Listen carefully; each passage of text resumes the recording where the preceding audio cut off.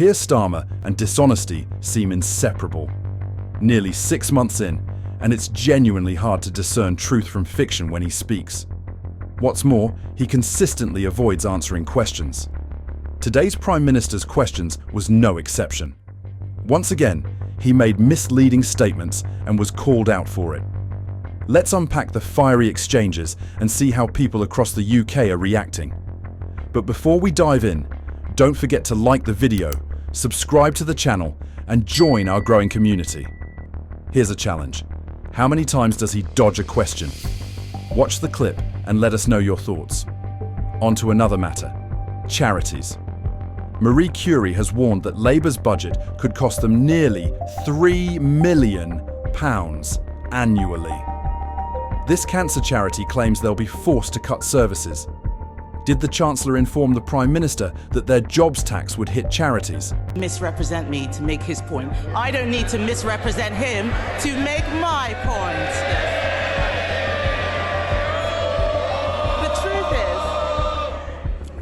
The truth is, he didn't think this through. Cutting winter fuel payments isn't just callous. It may not make savings, it could actually cost us all more. And that's not the only policy which is making things worse. The Chancellor's budget is a body blow to family businesses and also charities. Marie Curie have warned that Labour's budget will cost them nearly £3 million a year. This is a cancer charity saying they have no option but to reduce services. Did the Chancellor tell the Prime Minister that her jobs tax was going to hit charities? Mr. Speaker, she's asked 3 questions about winter fuel with her leaving out, I'll come to that, but she's changed her mind on this. She used to say that the payments were a dead weight. She said there are members of her constituency who didn't need it. They all stood in 2017 on a manifesto, a Tory manifesto, that committed to getting rid of the universal winter payments for pensioners. So we can see what their real commitment is. As for the budget, we're driving up productivity. I don't want to have to ring my mother. Prime Minister. Mr. Speaker, we're driving up productivity, prosperity and living standards. That's a pay rise for the 3 million who are the lowest paid. They should welcome that. A pay rise for those working in the NHS and better than expected wage growth just before Christmas. What unites all three? Delivered by Labour, opposed by the Tories. Mr. Speaker, I don't know what world he's living in. The economy is shrinking, and they did not think this jobs tax through or who it would impact. Another area affected is the hospice sector.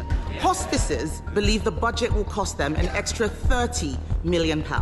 Yesterday, Conservatives voted to exempt social care, nurseries, charities and hospices from their jobs tax. Labour voted this down. So can the Prime Minister at least agree to fund hospices so they can continue their invaluable work helping people at the end of their lives? Mr. Speaker, we put a record amount into the NHS in the budget to deal with the problem that they left, and we'll set out the funding arrangements for hospitals in the new year. But it's the same old, same old. They want all the benefits. She said to herself she wants all the benefits from the budget, but she doesn't want to pay for any of them. That's what got us into the problem in the first place. Mr. Speaker, I did not hear a commitment there to help hospices, which is a shame. The truth is, this winter, people will be suffering because of his choices. The economy is shrinking, inflation is going up, and jobs are being lost because of his budget. Pensioners won't be able to heat their homes because of his government's decisions. They raise people's hopes but then smash them with broken promises. And now we learn that he is about to give away our hard-won Brexit freedoms. Mr. Speaker,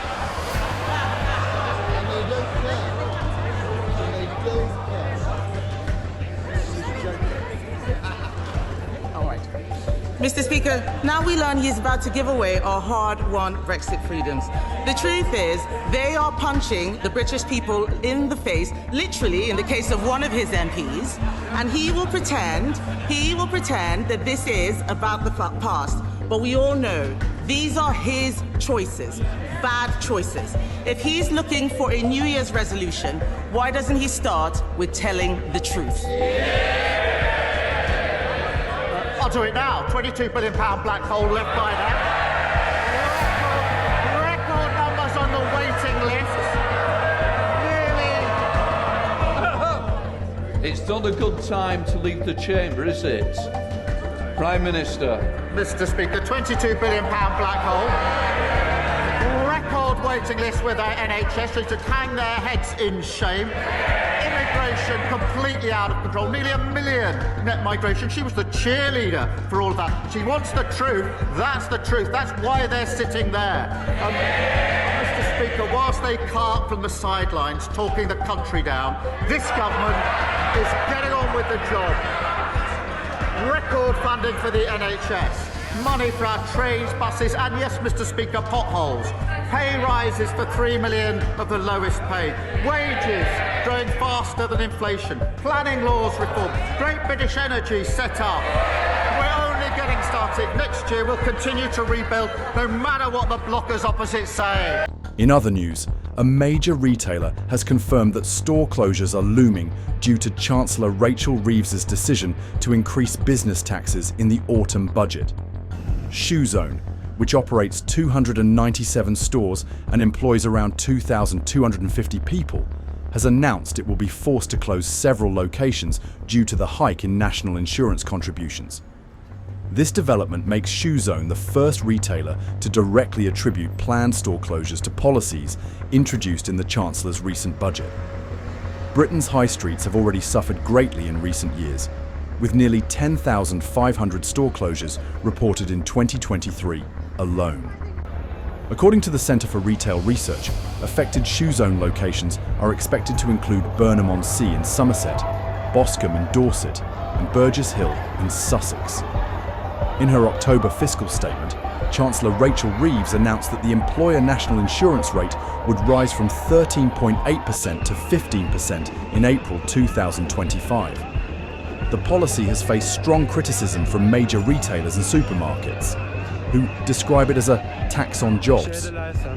Labour has been urged to reverse this decision immediately. Earlier today, ShoeZone issued a profit warning, acknowledging that the company has faced very challenging trading conditions since the budget was unveiled.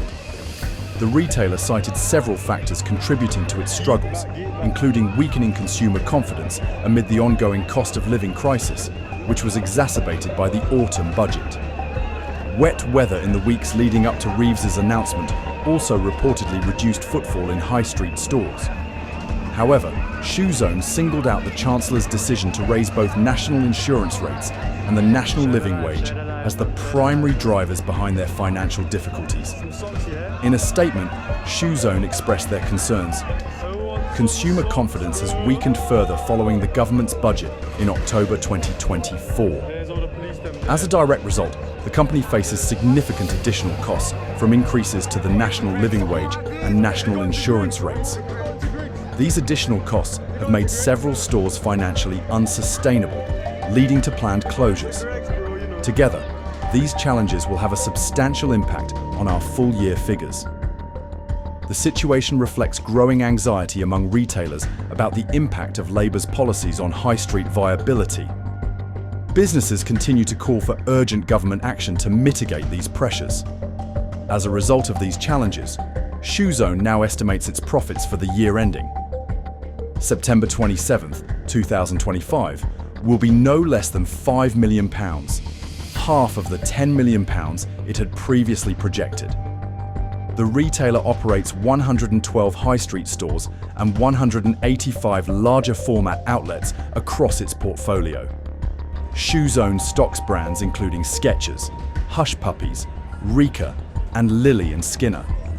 Official figures suggest the company sells approximately 13.9 million pairs of shoes annually to British consumers at an average price of £13.30.